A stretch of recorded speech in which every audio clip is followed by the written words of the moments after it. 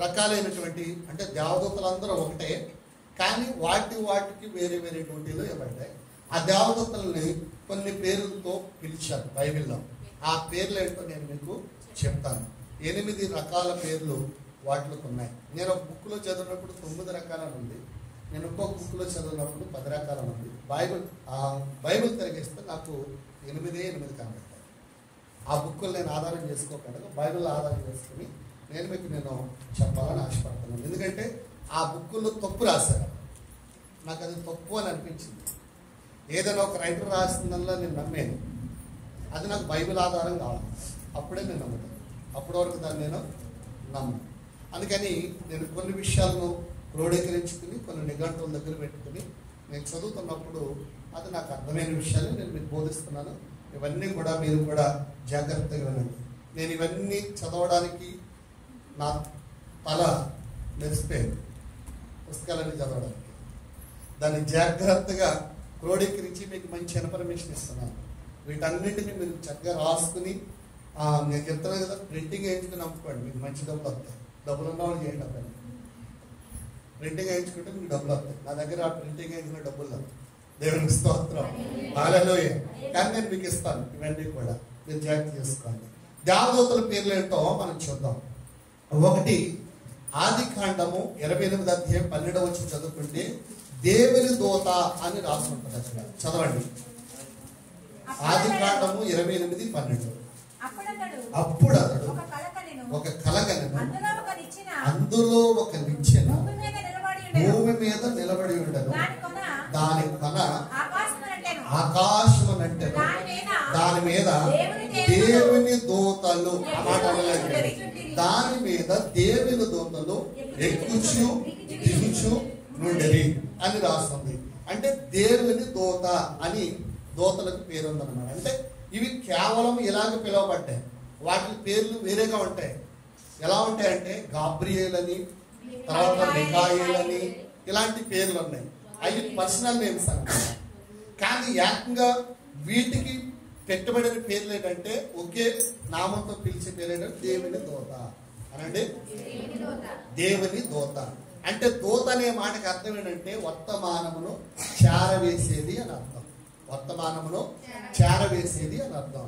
వర్తమానాన్ని చేరవేసేది దేనైనా సరే ఏమంటారంటే దేవుని దూత అంటారు. ఇప్పుడు నేను ఎవరికైనా మాట చెప్పి పలానోడికి చెప్పు అన్నాను అనుకోండి, వాళ్ళు వెళ్ళి ఆ వర్తమానాన్ని అక్కడ చేరవేశారు అనుకోండి, వాళ్ళు ఏమంటారు తెలుసా? దూత అంటారు. వాళ్ళు ఏమంటారు? దూత అని అంటారు. దూతలను దేవుడు చక్కగా సృష్టించాడు. ఇప్పుడు ఇక్కడ యాకోబు గారు ఒక దర్శనాన్ని చూస్తున్నాడు. బేతేలు దగ్గరికి వెళ్ళి ఆయన ప్రార్థన చేస్తున్నాడు. బేర్షెబాలో ఆయన ప్రార్థన చేస్తున్నాడు. అంటే తండ్రి ఇంటి నుండి మామింటికి వెళ్తున్నాడు. మధ్యలో చీకటి పడింది. బేర్షెబా అరణ్యాన్ని చేరాడు. ఆ అరణ్యంలో ఆయన చీకటి పడినప్పుడు ఏం చేయాలో తెలియక ఒక రాయిని తరగడగా చేసుకుని అక్కడ పండుకున్నాడు. ఆ రాత్రి ఒక కలగంటున్నాడు, ఒక దర్శనం చూస్తున్నాడు. ఆ దర్శనంలో పెద్ద నిచ్చిన ఆకాశానికి భూమికి వేయబడి ఉంది. ఆ నిచ్చిన మీద దేవుని దూతలు ఎక్కుతున్నారు, దిగుతున్నారు. ఆ ఎక్కి దిగుతున్నటువంటి ఆ దృశ్యాన్ని చూసి ఉదయాన్నే నుంచి ఇది నిజముగా పరలోకమునకు గమనీయుడే అని చెప్పి అనుకుని దానికి బేతేలు అని నామకరణం చేశాడు. నేను మరలా తిరిగి వస్తే నేను ఇక్కడ ఒక మందిరాన్ని కడతాను అని అనుకున్నాడు అనమాట.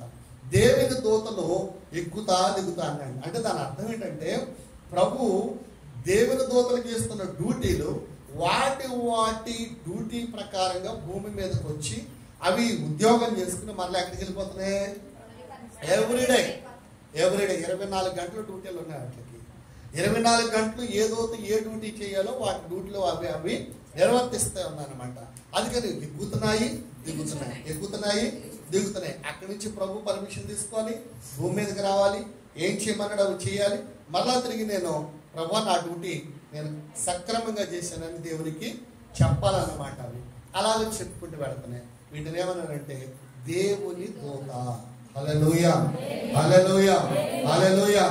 ఏమనుందండి? దేవుని దూత. దూతల కంటే కూడా మనం చాలా గొప్పవాడు.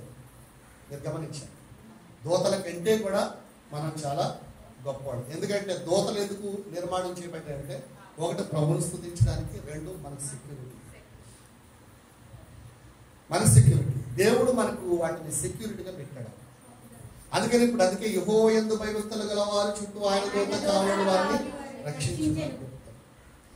దేవుని ఎడల భయభక్తులు గలవారి చుట్టూ దేవుని దూతలు సెక్యూరిటీగా ఉంటారు. మనల్ని కాపాడాల్సిన బాధ్యత వాటికి ఉంది. దేవుడు వాటి మీద ఆ బాధ్యతను పెట్టాడు. ఇప్పుడు దేవదూత వచ్చి యాకోబు గారు నేను కింద దిగండి నేను బోధిస్తాను అన్నదనుకోండి, నువ్వు కూర్చుని ఆలకించంటాను. ఎందుకంటే ఆ అధికారం దేవుడు నాకు ఇచ్చాడు. అది దేవదూతకి ఇవ్వలేదు. నువ్వు కూర్చోవు, నేనే బోధించాలని చెప్తాను. దేవదూత కూర్చుని ఆలకించాలి. అక్కడ దేవదూతలకు లేనటువంటి భాగ్యాన్ని దేవుడు తన సేవకులకు ఇచ్చాడనమాట. హల్లెలూయా. అందుకని ఇక్కడ ఎక్కుతున్నారు, దిగుతున్నారు, ఇవన్నీ కూడా ఎవరు చూస్తున్నారు అంటే యాకోబు కంట్లో పడ్డదంట దృశ్యం. యాకోబు గారు చూస్తున్నాడంటే దేవదూతలు ఆశామాషి వాళ్ళు కనబడతారా? దేవదూతలు ఏమన్నా శరీరం దాల్చి ఉంటారా? దేవదూతలు ఆత్మస్వరూపులు. దేవదూతలు ఆత్మస్వరూపులు. వాటిని చూడాలంటే మనం ఏమైపోవాలన్నమాట? ఆత్మస్వరూపులం అయిపోవాలి. మనం కూడా ఆత్మస్వరూపులం అయిపోతేనే దేవుణ్ణి చూడగలం. మనం కూడా ఆత్మస్వరూపులం అయిపోతేనే దేవదూతల్ని చూడగలం. ఆ భాగ్యం దేవుడు మనకి ఇవ్వాలి అంటే ఎక్కువ ప్రేయర్ఫుల్గా ఉండాలి, పవర్ఫుల్గా కూడా ఉండాలి, ప్రార్థనాపూర్వకంగా ఉండాలి, చక్కగా దైవశక్తి కలిగిన వారనుగా ఉండాలన్నమాట. అందుకని దేవుని దూత అని అక్కడ నామకరణం చేయబడింది అన్నమాట. ఆ దృశ్యాన్ని చూసి ఆయన మామ దగ్గరికి వెళ్ళిపోయాడు. రెండోది ఏంటంటే ప్రభువు దూత అని నామకరణం. ఇందులోనే ఫస్ట్ దాంట్లో అపోస్తుల కార్యాల గ్రంథం 10:3 గలతీ పత్రిక 4:14 చదువుకోండి. అక్కడ కూడా అలాగే ఉంటుంది. అపోస్తుల కార్యాలు 10:3, గలతీ 4:14. రెండోది ఏంటంటే ప్రభువు దూత అని పిలిచాడు. అది కూడా చూద్దాం. దినవృత్తాంతములు మొదటి గ్రంథం 28వ అధ్యాయం 16 నుంచి 18 జరుగుతుంది. దినవృత్తాంతములు మొదటి గ్రంథం 28వ అధ్యాయము 16 నుంచి 18 చదవండి.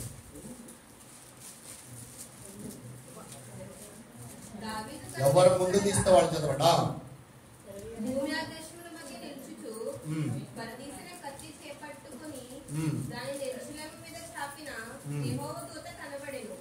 అప్పుడు దావీదును పెద్దలను గోనె పట్టలు కప్పుకున్న వారై సాష్టాంగపడిగా, దావీదు జనులను ఎంచుమని ఆజ్ఞ ఇచ్చిన వాడను నేనే కదా, పాపము చేసి చెడుతనము జరిగించిన వాడను నేనే కదా, గొర్రెల వంటి వారగు మీరేమి చేసిరి? నా దేవుడైన యెహోవా బాధపెట్టు నీ చెయ్యి ఈ జనుల మీద ఉండకుండా నా మీదను నా తండ్రి ఇంటి వారి మీదను ఉండనిమ్మని దేవునితో మనవి చేశాను. చాలు. హల్లెలూయా, హల్లెలూయా. దావీదు కన్నులెత్తి చూడగా భూమి ఆకాశముల మధ్యలో నిలుచుచు వరదీసిన కత్తి చేత పట్టుకొని దానిని యెరూషలేము మీద చాపిన యెహోవా దూత కనబడెను. అందరానండి, యెహోవా దూత కనబడెను. దేవుని దూత అని పేరుంది, యెహోవా దూత అని పేరుంది. ఈ యెహోవా దూత కనబడింది. దావీదు ఒక దూత కత్తి పట్టుకొని చంపడానికి రెడీగా ఉందంట, వరదీసి చంపడానికి. అప్పటికే 70,000 మంది చచ్చిపోయారు. ఆ దూత వచ్చి చంపేసింది. దాని సందర్భం ఏంటో నేను మీకు చెప్తాను చేస్తున్నాను. దావీదు రాజుగా ఉన్నాడు. దావీదు రాజుగా ఉన్నప్పుడు ఆయన ఏమంటాడంటే యోవాబుని పిలిచి, మంత్రి అయిన యోవాబుని పిలిచి అంటాడు, నువ్వు యెరూషలేము మొదలుకుని దాని వరకు కూడా నీవు జనములను లెక్క పెట్టు అంటాడు. దేవుని ఉద్దేశం ఏంటంటే జనాలను లెక్క పెట్టకూడదు, అది దేవుని ఉద్దేశం. దావీదు అంటాడు నువ్వు జనములను లెక్క పెట్టు అంటాడు. యోవాబు అంటాడు అయ్యా అది దేవునికి విరుద్ధం, మనం లెక్క పెట్టకూడదు కదా అని చెప్పి అంటాడు. అంటే రాజు ప్రెజర్ చేస్తాడు నువ్వు లెక్క పెట్టాలని. ఈ నెల ఏం చేస్తాడంటే కొన్ని గోత్రాలు లెక్క పెడతాడు, కొన్ని గోత్రాలని లెక్క పెట్టడు. ఈ లెక్క పెట్టిన కారణం చేత దేవుడు కోపిస్తూ వాడైపోయి ఏం చేస్తాడు అని అంటే దావీదుకి ఒక సమాచారాన్ని పంపిస్తాడు. ఏ సమాచారం పంపిస్తాడో మీరు చదవండి. ఆ మాట 21వ అధ్యాయమే 12వ వచనం నుంచి 11 నుంచి చదవండి. కావున గాదు దావీదు వద్దకు వచ్చి ఇట్లానేను 3 ఏళ్ల పాటు ఆ. కలుగుట, ఉమ్. 3 నెలల పాటు 3 ఏండ్ల పాటు కరువు కలుగుట, 3 నెలల పాటు నీ శత్రువుని కత్తి దూసి నిన్ను తరుగుట, ఆ. ఉమ్. ఆ.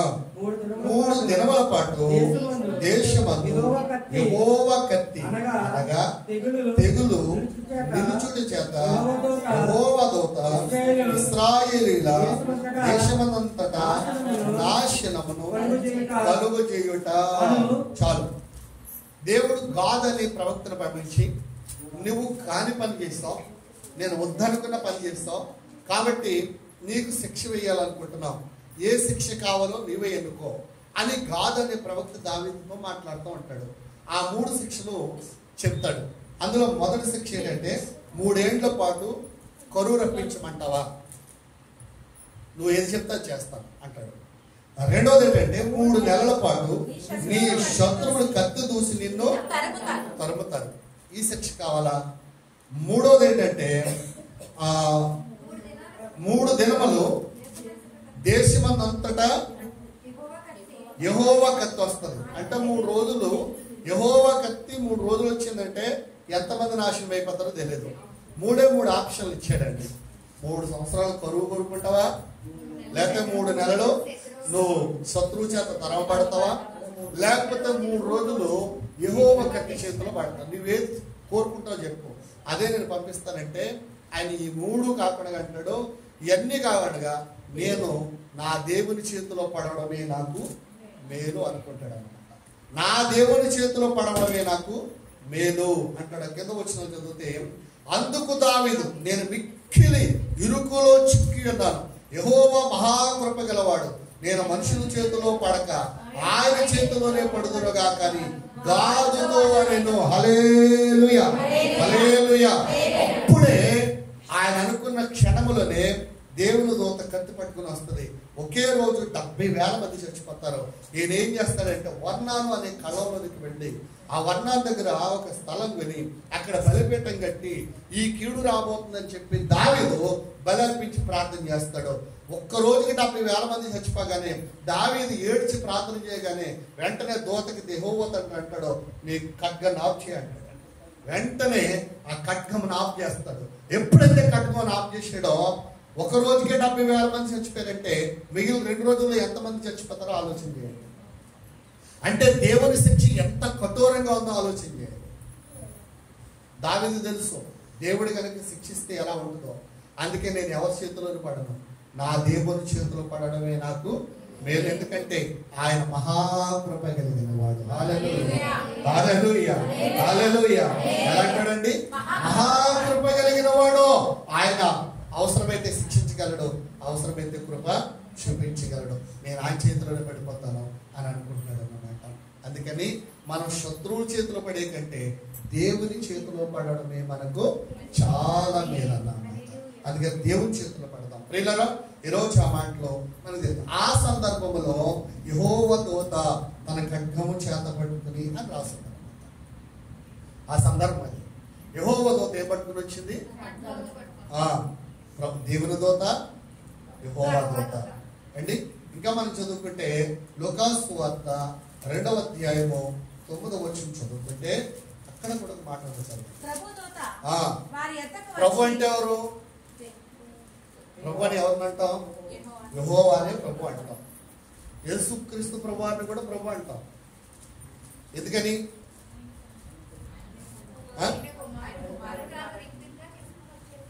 ఇప్పుడు కుమారుడైన క్రీస్తుని కూడా ప్రభు అంటాం, యెహోవా తండ్రిని కూడా ప్రభు అంటాం. ఎందుకని అంటాము అంటే అసలు ప్రభు అని ఎవరిని పిలవాలి? యెహోవా తండ్రిని పిలవాలి. ప్రభువులకు ప్రభు, రాజులకు రాజు. అయితే మరి యేసుక్రీస్తు వారిని కూడా మనం ఏమని పిలుస్తున్నాము? ప్రభు అని పిలుస్తున్నాం. ఎందుకని?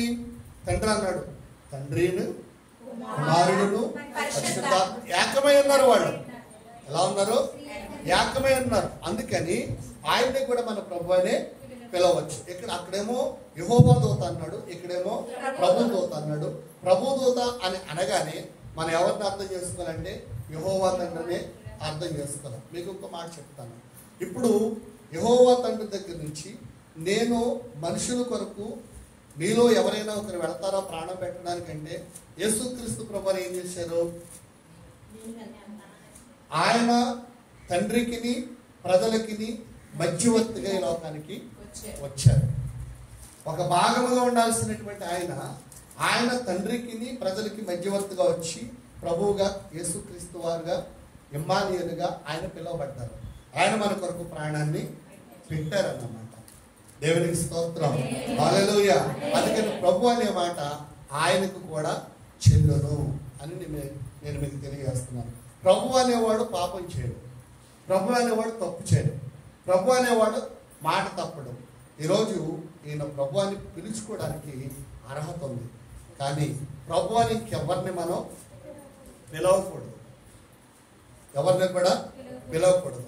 ఈయన రాజులకు రాజు, ప్రభువులకు ప్రభు. రాజులకే రాజట, ప్రభువులకే ప్రభు అట. అందుకని ప్రభు ఆజ్ఞాపించిన ప్రతిదీ కూడా మనం చేయగలము. దేవునికి స్తోత్రం, హల్లెలూయా. అందుకని ఇంకేమందంటే ప్రభుదూత యెహోవాదూత అని కూడా ఉంది. అపొస్తలుల కార్యాల గ్రంథం 8:26 వచనం కూడా చదివితే అక్కడ మనకి చూడండి. 8:26. ప్రభుదూత నీవు లేచి దక్షిణముగా వెళ్ళి యెరూషలేము నుండి గాజాకు పోవు అరణ్య మార్గమునకు కలుసుకొమ్మని ఫిలిప్పుతో చెప్పగా, ఇక్కడ ఏం జరుగుతుందంటే సందర్భం, ఒక నపుంసకుడైనటువంటి కందాకే మంత్రి యెరూషలేముకి ఆరాధనకి వెళ్ళాడు. ఎక్కడికి వెళ్ళాడండి? యెరూషలేము పట్టణానికి దేవుని ఆరాధించడానికి వెళ్ళాడు. వచ్చేటప్పుడు యెషయా గ్రంథాన్ని చదువుతున్నాడు, రథం మీద కూర్చొని చదువుతున్నప్పుడు తను చదువుతున్నది అతనికి అర్థం కావడం లేదు. అర్థం అవ్వకపోయేసరికి అతను పిచ్చెక్కిపోతున్నాడు. చదువుతున్నాడు కానీ పదే చదువుతున్నాడు కానీ అర్థం కావడం లేదు. నాకు ఎవరైనా చెప్తే బాగుందనే ఆలోచన తనకు వచ్చింది.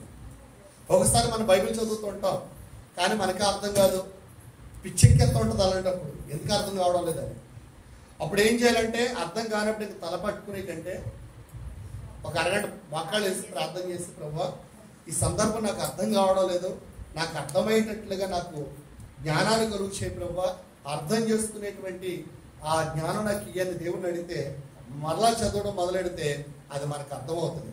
అప్పటికి అర్థం కాకపోతే మరలా ప్రార్థన చేసి మరలా దాన్ని జాగ్రత్తగా పీస్ఫుల్గా చదవగలిగితే అది మనకు అర్థమవుతుంది. అలా అర్థమైనటువంటి విషయాలు అర్థమయ్యే వరకు కూడా మనకి ఎలా ఏమనిపిస్తుంది అంటే మెంటలెక్కిపోతుంది. అలా మెంటలెక్కిపోతున్నాడు. ఇప్పుడు ఎవరో కందాకే మంత్రి నపుంసకుడు, ఈయన మెంటలెక్కిపోతున్నాడు, అర్థం కావడం లేదు. అప్పుడు ప్రభువు అతను అర్థం చేయాలని చెప్పి ఫిలిప్పుతో మాట్లాడతాడు. ఫిలిప్పుతో ఏమంటాడంటే, ఇదిగో పలానా చోట నుండి ఒక ఆయన బయలుదేరి వెళ్తున్నాడు, నువ్వు అర్జెంటుగా ఎక్కడికి వెళ్ళాలన్నమాట చదవండి. దక్షిణముగా వెళ్ళి యెరూషలేము నుండి గాజాకు పోవు అరణ్య మార్గం కలుసుకో. అక్కడ ఫిలిప్ అనేవాడు బయలుదేరి వెళ్తున్నాడు, పరిగెత్తుకెళ్ళు, ఆ రథాన్ని గట్టిగా పడు అన్నాడు. ఆ గాజాకి వెళ్ళిన మార్గానికి ఫిలిప్ పరిగెత్తుకెళ్ళేటండి. ఆయనకి ఎంత ఇంట్రెస్ట్ చూడండి స్వార్థ చెప్పడం. ఎవరికి? ఫిలిప్ గారికి. అరణ్యంలో పరిగెత్తుకుని వెళ్ళి చెప్పాల్సిన పని ఏంటనికి? ప్రభు ఏమన్నాడు? పరిగెత్తుకెళ్ళాడు. నిలబడమని లేదు, ఆయన స్లోగా వెళ్ళమని లేదు. రథం వెళ్ళిపోతుంది, పరిగెత్తు, రథాన్ని కట్టుబడాను. పరిగెత్తుకెళ్ళి రథాన్ని కట్టుబడ్డాడండి. రథం ఆఫ్ చేసాడండి. ఆయన పైకెక్కించుకున్నాడు, ఆయన ప్రక్కన కూర్చున్నాడు, ఈయన చదువుతున్నాడు. ఆయన ప్రక్కన కూర్చున్నాడు, ఈయన చదువుతున్నాడు. యెషయా కల్పించుకుని అంటాడు, ఫిలిప్ కల్పించుకుని అంటాడు, నువ్వు చదువుచున్నది నీకు అర్థమవుచున్నదా ఏమంటాడు? ఆ ప్రశ్న చదవండి. నువ్వు గ్రహించుచున్నావా? అతనికి గ్రహింపు లేకే ఇప్పుడు ఎవరిని పంపించాడు దేవుడు? ఫిలిప్పుని పంపించాడు. గ్రహింపు అనేది ఉండాలి ఖచ్చితంగా. గ్రహింపు లేకపోతే చాలా కష్టం అండి. ఇప్పుడు మా జాయ్కి హిందీ రాదు, హిందీ కోసం తలపట్టుకునేది. నాకు మార్కులు తగ్గిపోతాయి, హిందీలో మార్కులు తగ్గిపోతాయి అనేది. నన్ను అన్నేం చేయమంటావమ్మా, మీ టీచర్ని అడుగు, మూడు డబ్బులు తగలేస్తున్నాం కదా మనం, మీ టీచర్ని అడుగంటే మా టీచర్ని అడుగుతున్నారు. నాకు ప్రత్యేకంగా స్పెషల్ క్లాస్ కావాలండి. ఆ స్పెషల్ క్లాస్ చెప్పేవాడు ఎవరో, నువ్వే అడుగున్నాను. ఎవరో ఒక ఆయన చెప్తున్నాడండి, ఆ స్పెషల్ క్లాస్కి వెళ్ళింది ఈవేళ అన్నిటికంటే హిందీలోనే ఎక్కువ మార్కులు. అర్థం చేసుకోవాలి. అర్థం చేసుకొని చెప్పేవాళ్ళు ఉండాలి. చెప్పేవాళ్ళు ఉంటే అర్థమవుతుంది కదండి. ఇప్పుడు చెప్పేవాళ్ళు లేకపోతే ఏమర్థం అవుతుంది చెప్పండి. ఎక్స్ప్లెనేషన్ అనేటువంటిది చాలా ఇంపార్టెంట్ అండి. అందుకని పిల్లలు కూడా పాఠాలు స్కూల్కి ఎందుకు వెళ్ళాలనుకుంటున్నారు? ఈవేళ గైడ్ వరకు ఇంటికాడ చదివేసుకోవచ్చు. ఎన్నాళ్ళ పద్ధతులు కాదు ఇప్పుడు అన్నీ కూడా. ఒక గైడ్ ఒకటి కనుక్కుని ఆ గైడ్ ఉన్న ప్రశ్నలు సమాధానాలు బైహాడ్ చేసేయచ్చు. ఎంత టైం తీసుకుంటుంది అది. అదే స్కూల్కి వెళ్తే ఆ పాటనే చెప్తున్నప్పుడు టీచర్ ఎక్స్ప్లెనేషన్ చేస్తున్నప్పుడు దాన్ని జాగ్రత్తగా వింటే నువ్వు గైడ్ చదవక్కర్లేదు, బుక్ చదవక్కర్లేదు. టీచర్ చెప్పే పాఠాలు వింటే కనుక, ఇక్కడ కూడా దైవ సేవకుడు చెప్పే దేవుని వాక్యం వింటున్నప్పుడు శ్రద్ధగా వింటే కనుక మన ఆత్మలు ఫలభరితం అవుతాయి. పెడచెవులు పెడితే మాత్రం కఠినం అవుతాయి, చెవి పెడితే మాత్రం ఫలభరితం అవుతాయి. అందుకని దేవుని వాక్యాన్ని మనం వింటున్నప్పుడు ఫలభరితంగా ఉండాలి అంటే చక్కగా తన మనసులోనికి మళ్ళించాల. ఇప్పుడు ఈయన ఏం చేస్తున్నాడు? నువ్వు గ్రహిస్తున్నావా అని అడుగుతున్నాడు. ఆయన ఏమంటాడు? ఎవడో ఒకడు నాకు చెప్పని ఎడల నాకు ఎలా అర్థమవుతుంది అంటాడు. చదవడం మాట. ఎవడైనను నాకు త్రోవ చూపకుండిన ఎడల ఎలా గ్రహింపగలనని చెప్పి రథం ఎక్కి ఆమేన్ హల్లెలూయా. ఎవడో ఒకటి చెప్పకపోతే నాకు ఎలా అర్థం అవుతుంది అంటే అప్పుడు ఆయన చెప్పడం మొదలెట్టారండి. ఎవరు? ఫిలిప్పు గారు. అప్పుడు వరకు మెట్లెక్కిపోయిన ఆయనకి ఇప్పుడు ఏం జరిగిందనమాట? ప్రశాంతంగా అర్థం చేసుకోగలిగారట. హల్లెలూయా హల్లెలూయా హల్లెలూయా హల్లెలూయా. బైబిల్ అర్థం చేసుకోవడం కూడా అందరికీ కుదరతాయి. పిహెచ్డీ 4 పిహెచ్డీలు చేశానండి అన్నవాడు కూడా అర్థం అవుతుంది. నువ్వు ఎన్ని పిహెచ్డీ అంటే చెయ్యి, నీకు అర్థం కాదు. అలాగే నీకు చదువు లేనివాడు కూడా అర్థం చేసుకుంటాడు. ఎందుకని? బైబిల్ అర్థం చేసుకోవడం చదువుంటే అర్థం చేసుకోవడం కాదు, పరిశుద్ధాత్మని యొక్క సహాయంతో అర్థం చేసుకోవాలి. హల్లెలూయా. బైబిల్ అర్థం అవ్వాలంటే పరిశుద్ధాత్మని యొక్క సహాయం చాలా చాలా చాలా ఇంపార్టెంట్. చాలా చాలా ఇంపార్టెంట్. ఒకడు నా దగ్గరికి వచ్చి అన్నాడు, ఇంకా యేసుప్రభువుని నమ్ముకుంటానట, తల్లిని విడిచిపెట్టమన్నాడు కదా, తండ్రిని విడిచిపెట్టమన్నాడు కదా, బంధువులు విడిచిపెట్టమన్నాడు కదా, అందరిని వదిలేసి దగ్గరికి వచ్చామన్నాడు కదా, అది చెప్తాడా మీ దేవుడు అని అడిగాడండి. దేవుని నమ్ముకుంటే అందరూ దూరం అయిపోవాలి మనకి. మీకేమనిపిస్తుంది? మత్స్య సువార్తలు ఏమంటారంటే ఎవడైనా నన్ను వెంబడప్ప కోరిని ఎడల అతను ఏం చేయాలన్నమాట? తన తల్లినైనను, తండ్రినైనను, అన్నదమ్ములైనను, అక్క చెల్లెండ్రులైనను, బంధువులైనను వదిలిపెట్టేసి వచ్చేయమన్నాడు. ఆయన వదిలిపెట్టేమన్నాడండి. వాళ్ళు వదిలేసి వచ్చాను అన్నాడు. అని అంటాడు మళ్ళా, వారికంటే ఎక్కువగా మీరు ఎక్కువ తల్లిదండ్రులు సంపాదించుకుంటారు, ఎక్కువ అన్నదమ్ముల్ని సంపాదించుకుంటారు అని ఉంటుంది. ఆ మాట పట్టుకుని వచ్చేయడండి. పట్టుకుని వచ్చేసి అంటాడు, మీ దేవుడు ఎలా చెప్తాడా? అందరిని వదిలేమంటాడా అంట మొదలెట్టాడండి. మన దేవుడు ఎందుకు వదిలేమంటాడండి? ఎందుకు వదిలేమంటాడు చెప్పండి? ఆయనకు అంతగా అర్థం చేసుకునే జ్ఞానం లేదు. ఇప్పుడు ప్రభు ఇచ్చిన ఆజ్ఞల్లో ఒక ఆజ్ఞ ఏంటి? నువ్వు దేశంలో దీర్ఘాయుష్మంతుడు కావాలంటే నీ తల్లిని నీ తండ్రిని సన్మానించు అన్నాడు. అన్నాడా లేదా? అన్నాడా? మరి వదిలిపెట్టేమన్నవాడు ఆ మాట ఎందుకు చెప్తాడండి? అక్కడ చెప్పడు కదా. అంటే అర్థం చేసుకోవడం పర్వాలేదు. వదిలే అంటే కంప్లీట్ గా వదిలేమని కాదు. అక్కడ తండ్రి కంటే తల్లి కంటే దేవుని కంటే ఎక్కువ మనం ఎవరిని కూడా ప్రేమించకూడదు. మొదటి ప్రేమ ఎవరికి దక్కాలన్నమాట? దేవునికి దక్కాలి. ఎందుకంటే సృష్టికర్త నీకు ఒక రూపాన్ని ఇచ్చిన. అలాగంట అడంటాడు కదా, నన్ను పుట్టించమని చెప్పానా మీ దేవుణ్ణి ఏమంటాడు? నన్ను పుట్టించమని చెప్పున్నాడు. ఎందుకు పుట్టించాడు? నాకెంత బాధ ఎందుకు కలిగి చేయాలా? నాకెంత కరువు ఎందుకు రావాలా? నేను ఎందుకు దిగజారిపోవాలా?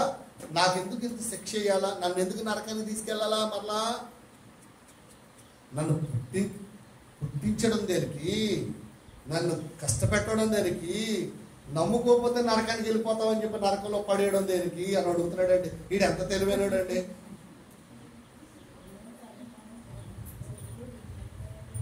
ఆ ప్రశ్న ఏదో అప్పుడు అడగవచ్చు కదా ఆయన్ని. ఎప్పుడు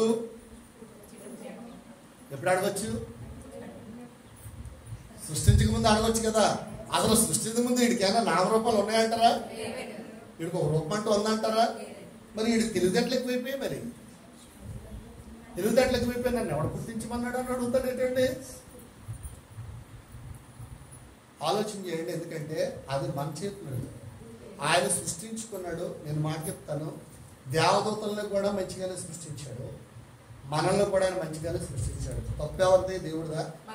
సృష్టించినందుకు తప్పు దేవుడిదా? కాదే. ఆయన మంచిగా సృష్టించాడు.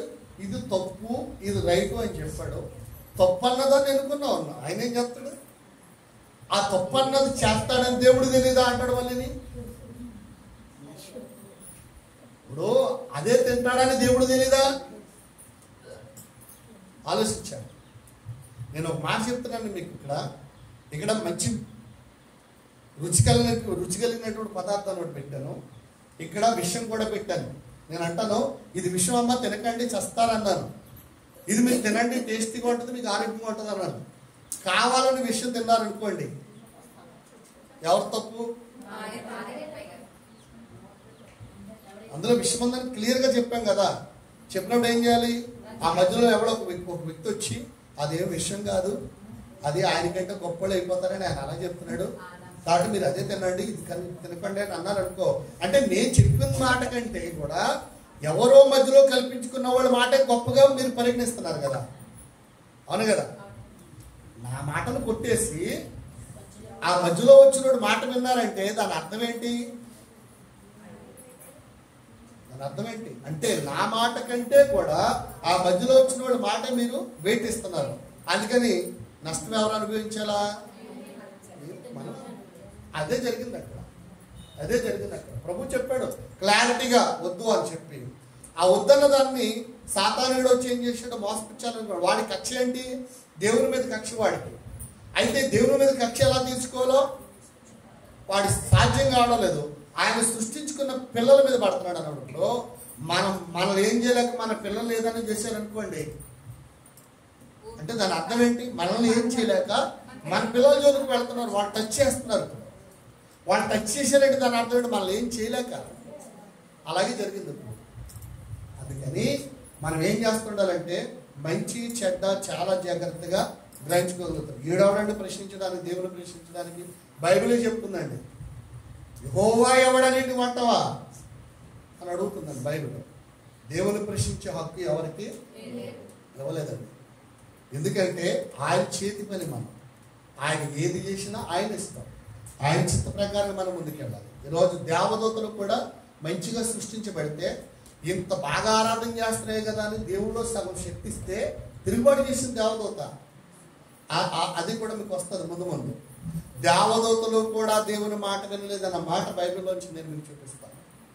అది మీకు వస్తుంది. మన సబ్జెక్ట్ అదే కదా. ఇప్పుడు ఇది ఎన్నో అరవై అవుతుందో మనకు తెలియదు. కాబట్టి ఒక్కొక్కటి చాలా జాగ్రత్తగా మీరు వినే ప్రయత్నం చేయండి. కాబట్టి దేవుని తప్పు కాదు, సృష్టించుకున్నవాడు తప్పు కాదు, సృష్టింపబడినటువంటి వాడే తప్పు చేస్తున్నాడు. మనం సృష్టింపబడినటువంటి వారు. దేవుడు క్లియర్గా చెప్పాడు ఇది మంచిది, ఇది చెడ్డది అని. మంచిదే. ఇప్పటికి కూడా ఏం జరుగుతుంది? మంచి ఏంటో చెడ్డ ఏంటో మనకు తెలుసు కదా. తెలుసా తెలీదా? తెలుసు కదా. మరి తెలుసుండి కూడా కొంతమంది ఏం చేస్తుంటారు అంటే మరి ఎవరు తప్పది? మరి అలాంటప్పుడు దేవుని ఎందుకు అనాలా? కొద్దో గొప్ప దేవుడు ఆబ్జెక్తే బాగుండదు కదా. నేను తప్పు చేశాను అనుకో, నేను అక్కడికి వెళ్ళాలనుకున్నాను అనుకో, దేవుడు ఆబ్జెక్ట్ కదా నన్ను అని తెలివిదాంట్లో దేవుడికి లేక అని తెలివిదాంట్లో దేవుడు ఈయనంటే వెళ్ళి చేస్తాడంట. ఎవరు ఆఫ్ చేసేయాలంటే ఏ అలా అనుకున్న వాడికి వెళ్ళకూడదని నీకు తెలీదా?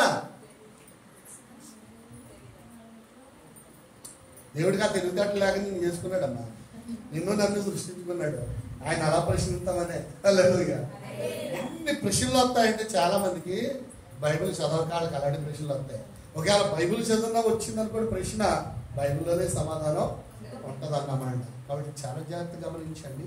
దేవుని దూతలకు ఉన్నటువంటిది ఏమిటంటే, ఒకటి దేవుని దూత, రెండవది ప్రభు దూత, యెహోవా దూత అని బిరుదులు ఉన్నాయి. దేవుని చిత్తమైతే వచ్చే వాళ్ళు నేర్చుకోవచ్చు. మన ఎక్స్ప్లెనేషన్లోకి వెళ్ళినప్పుడు లేట్ అవుతుంది. లేదు మనము రాసుకుని పోదామంటే మాత్రం టక అని చెప్పేస్తాను, నేను చదువుకోవచ్చు. ఏమండి, ఏదైనా మనకి వీడియోలు వస్తున్నాయి కదా, వినే ప్రయత్నం చేయండి, రిస్క్ లేకుండా నేర్చుకునే ప్రయత్నం చేయండి. మంచి పాఠాలు అందరికీ వీటిని షేర్ చేయండి.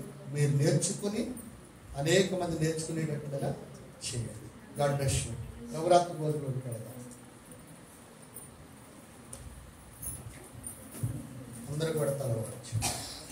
దానికి ముందు వచ్చిన అనౌన్స్మెంట్ ఏంటంటే, నేను మర్చిపోతానేమని భయం వేస్తుంది. బుధవారం నైట్ మన్యవారిపాలెంలో బహిరంగ సభ ఉంది. ఎక్కడ? మన్యవారిపాలెం స్కూల్ దగ్గర, అదే మన గ్రౌండ్ దగ్గరే, మన మీటింగ్లు పెట్టిన దగ్గరే బహిరంగ సభ ఉంది. ఈ బహిరంగ సభకి మన సంఘాలన్నీ కూడా అక్కడ కూడుకోవాలి. దానికి కోనసీమ నుంచి కొంతమంది దైవజనులు వస్తున్నారు. వచ్చిన వాళ్ళందరికీ గిఫ్ట్ ఉంది. పెద్దోళ్ళకు ఉంది, పిల్లలకు ఉంది. 8 కాదు, 7వ తారీఖుని. ఎందుకంటే 8నే నేను 7వ తారీఖు నాకు ఖాళీ లేదని 8 పెట్టమన్నాను. అయితే వాళ్ళు ఏమన్నారంటే 7వ తారీఖునే వస్తామంటారు అన్నారు మళ్ళా. అందుకని బుధవారం నాడు మనకు 7వ తారీఖు బుధవారం రాత్రికి మీటింగ్ ఉంది. పగలేమో సువార్త దండయాత్ర ఉంది.